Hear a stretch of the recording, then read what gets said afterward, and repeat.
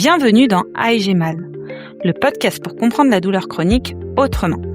Si tu es là, c'est peut-être que la douleur fait partie de ta vie. Peut-être depuis longtemps, peut-être plus récemment, mais dans tous les cas, elle prend de la place. Une place que tu n'as pas choisie, une place qui te fatigue, qui t'inquiète et parfois qui t'isole. Moi aussi je connais ça, la douleur qui s'installe, qui change, qui revient et qu'on ne comprend pas toujours. Ce que je partage ici, c'est un mélange de vécu, de recherche, de rencontres et surtout d'un chemin que j'ai parcouru moi-même. Et dans ce chemin, j'ai aussi commencé à m'appuyer sur ce que je fais dans mon travail. Je travaille dans le domaine de la qualité et l'amélioration continue.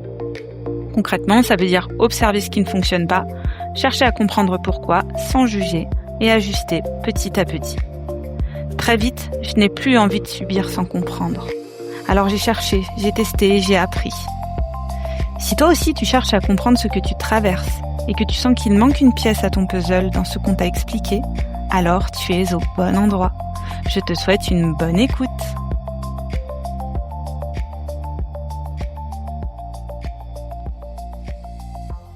Dans l'épisode précédent, je t'ai parlé du lien entre la peur et la douleur, du rôle du cerveau, du système nerveux et de ces douleurs qu'on appelle neuroplastiques. Et si tu t'es reconnu dans cet épisode, c'est déjà quelque chose d'important. Aujourd'hui, je ne vais pas revenir en arrière, je vais plutôt compléter, ajouter de la nuance, de la clarté et surtout de la sécurité. Parce que comprendre la douleur, ce n'est pas choisir une seule explication, c'est élargir la vision. La douleur neuroplastique, elle existe et elle est fréquente. Et pour beaucoup de personnes, la comprendre représente un vrai tournant. Mais en parallèle, il existe d'autres mécanismes de douleur. Et les connaître permet de mieux s'orienter, sans confusion et sans panique. Pendant longtemps, la médecine a surtout considéré la douleur comme un simple signal d'alarme provenant d'un tissu blessé. Aujourd'hui, les connaissances ont évolué. On comprend désormais que la douleur est une expérience globale qui implique le corps, le cerveau, le système nerveux, les émotions, les croyances, la mémoire et l'histoire personnelle de chacun. Dans cet épisode, nous allons explorer les différents mécanismes de la douleur. Le livre Soulager la douleur grâce au yoga de Yael Bloch est particulièrement intéressant parce qu'il propose une vision globale et moderne de la douleur. Une phrase issue du livre résume parfaitement cette réalité. Je cite : « La douleur n'est pas uniquement une sensation physique localisée dans une partie du corps, c'est avant tout un système de protection. Le cerveau reçoit en permanence des informations venant des tissus, des nerfs, des organes, du système immunitaire, mais aussi des émotions et de l'environnement. À partir de toutes ces informations, il décide s'il existe un danger nécessitant une réponse de protection. Et cette réponse peut prendre différentes formes. Une tension musculaire, une inflammation, une fatigue, une douleur. Deux personnes ayant la même blessure peuvent ressentir une douleur totalement différente. La douleur est donc à la fois biologique, psychologique et sociale. On parle d'ailleurs de modèle biopsychosocial. Il existe 3 grandes familles de douleurs que je souhaite te présenter, sans entrer dans des explications trop techniques. Le but ici n'est pas de te faire un cours de médecine. Je n'en ai d'ailleurs ni la formation, ni la légitimité. Mais en tant que personne vivant avec des douleurs chroniques, comprendre les différents mécanismes de la douleur a été une étape fondamentale pour moi. Ça m'a énormément aidé à mieux comprendre ce qui se passait dans mon corps, à mettre du sens sur certaines sensations et à changer mon regard sur la douleur. Le premier type de douleur est la douleur nociceptive. C'est la douleur la plus connue et probablement la plus intuitive. Elle apparaît lorsqu'un tissu est agressé, une fracture, une brûlure, une coupure, une inflammation, une infection. Dans ce cas, des récepteurs spécialisés appelés nocicepteurs détectent le danger et envoient un signal d'alerte au cerveau. La douleur a ici un rôle utile. Elle protège le corps pendant la guérison. Elle oblige à ralentir et à protéger la zone atteinte. Le deuxième grand mécanisme est la douleur neuropathique. Ici, la douleur ne vient plus directement d'un tissu blessé ou inflammé, mais du système nerveux lui-même, lorsqu'un nerf ou une partie du système nerveux est lésé, irrité ou dysfonctionne. Ces douleurs peuvent apparaître après une chirurgie, une blessure nerveuse, une sciatique, un zona, un diabète, une sclérose en plaques ou certaines chimiothérapies. Les sensations sont souvent très particulières, à coups de brûlure, de décharge électrique, de fourmillement, de sensations de piqûres, d'élancement, ou d'hypersensibilité au toucher. Le cerveau reçoit alors des signaux nerveux anormaux. Le troisième mécanisme est la douleur neuroplastique. Et c'est sur ce type de douleur que j'aimerais que l'on s'arrête un peu plus longuement. Parce que c'est une douleur que l'on connaît encore mal et dont on parle finalement assez peu. On a souvent appris à comprendre la douleur uniquement à travers une blessure ou une inflammation visible dans le corps. Pourtant, dans les douleurs neuroplastiques, le fonctionnement est beaucoup plus complexe. On retrouve aussi d'autres termes pour désigner ces mécanismes. Douleur dysfonctionnelle, sensibilisation centrale, hypersensibilisation du système nerveux, douleur centralisée ou encore douleur nociplastique. Même s'il existe quelques nuances entre ces termes, ils décrivent globalement la même idée. Un système nerveux devenu hypersensible, qui reste bloqué en mode alerte et continue de produire de la douleur même lorsque les tissus ne sont plus réellement en danger. Le problème vient donc du fonctionnement du système nerveux devenu hypersensible. Lorsqu'une douleur dure longtemps, le cerveau devient de plus en plus sensible au danger. Le système nerveux entre dans une forme d'hypervigilance. Progressivement, certains mouvements, certaines émotions, certains lieux, certaines situations peuvent être associés inconsciemment à la douleur. Et le cerveau déclenche automatiquement des réactions de protection. Tension musculaire, inflammation, fatigue, douleur chronique. C'est comme une alarme qui continuerait de sonner alors que l'incendie est terminé. Plus la peur et l'attention portée à la douleur augmentent, plus le système nerveux peut devenir sensible. Il y a aussi un point très important que j'aimerais aborder concernant les douleurs neuroplastiques. Leurs sensations peuvent être extrêmement variables. Et c'est souvent ce qui rend ces douleurs si déroutantes. Parce qu'on imagine parfois qu'une douleur neuroplastique aurait une forme bien précise. Alors qu'en réalité, elle peut imiter presque tous les types de douleurs dont on vient de parler.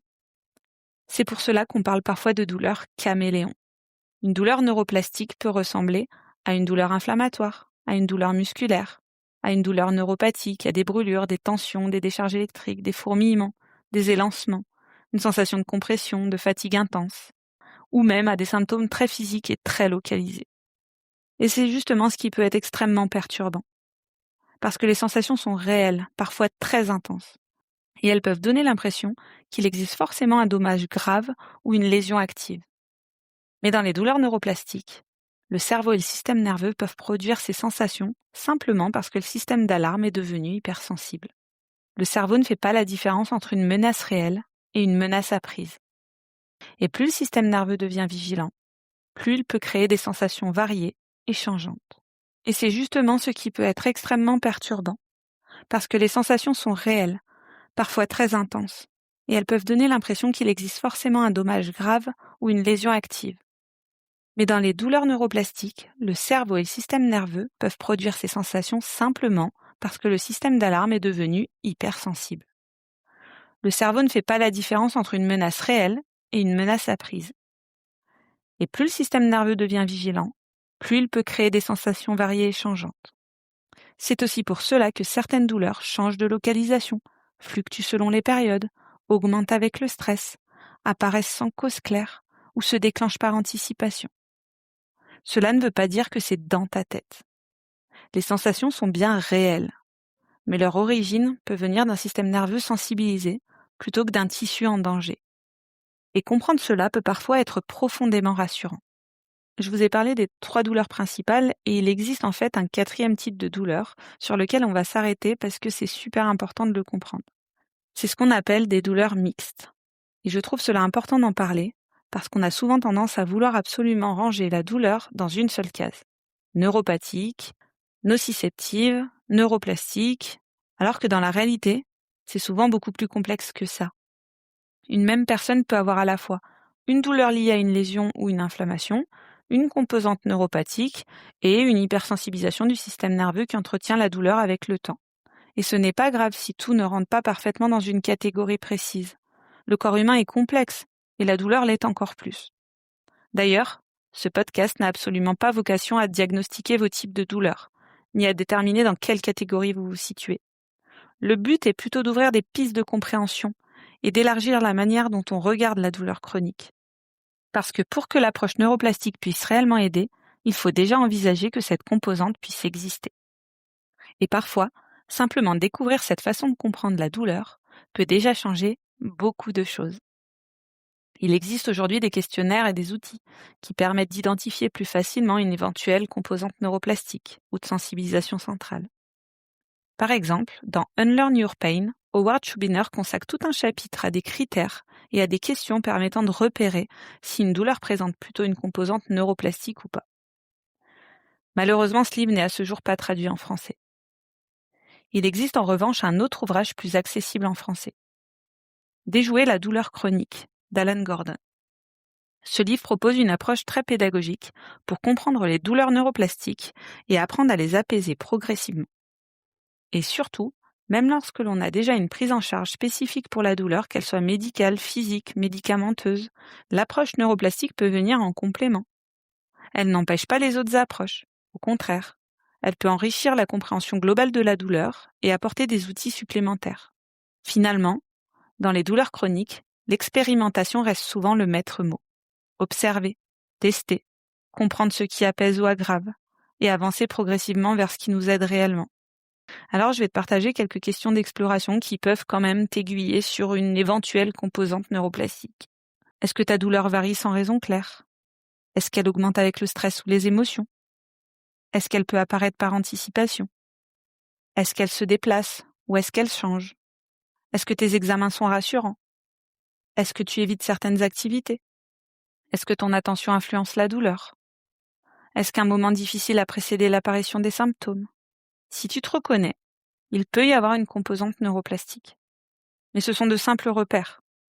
Comprendre la douleur neuroplastique ne remplace pas le médical. Faire des examens reste essentiel pour ne pas passer à côté d'une lésion, d'une inflammation, d'un problème nerveux. Ces causes existent aussi, et elles doivent être prises en compte. Peut-on apaiser une douleur chronique? Oui. Et cette idée est essentielle. Si le cerveau peut apprendre la douleur, il peut aussi apprendre la sécurité. Le travail consiste progressivement à calmer le système nerveux et à réduire l'état d'alerte permanent. Cela passe souvent par plusieurs approches complémentaires. Comprendre les mécanismes de la douleur, retrouver un mouvement progressif, améliorer le sommeil, réduire le stress, travailler sur les émotions, sur ses croyances, rassurer le cerveau, réhabituer le corps au mouvement sans peur, travailler sur son sentiment de sécurité intérieure et parfois être accompagné par des professionnels spécialisés. Le but n'est pas de nier la douleur. Le but, c'est de réentraîner progressivement le système nerveux à se sentir en sécurité. Et grâce à la neuroplasticité, le cerveau reste capable de changer toute la vie. En conclusion, tu n'as pas besoin de rentrer dans une case parfaite. Si tu dois retenir une chose, c'est celle-ci. Ta douleur, elle est complexe, et c'est normal.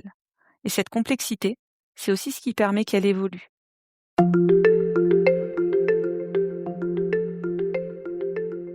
Et si cet épisode t'a parlé, alors peut-être que quelque chose a déjà commencé à changer en toi. Parce que oui, un rapport plus apaisé avec la douleur est possible. Tu peux t'abonner et le partager autour de toi, comme un petit papillon qui viendrait se poser auprès de quelqu'un qui en a besoin. À très bientôt dans Aïe, j'ai mal.